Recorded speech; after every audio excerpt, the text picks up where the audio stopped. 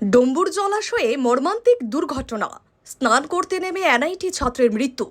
ত্রিপুরার ডম্বুর জলাশয় সংলগ্ন নারিকেলকুঞ্জ পর্যটন কেন্দ্রে এক মর্মান্তিক দুর্ঘটনায় প্রাণ হারালেন এক এনআইটি ছাত্র। মৃতের নাম অভিনব সিং, বয়স 20। তার বাড়ি উত্তরপ্রদেশে।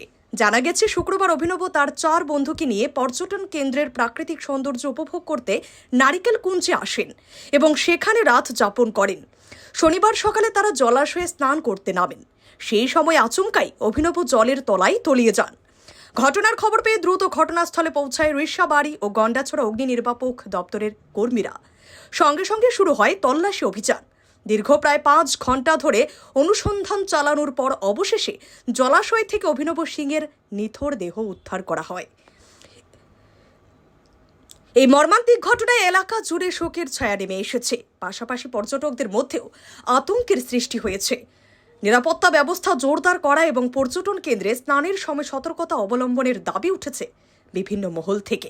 ব্যুরো রিপোর্ট, হাল্লা বোল।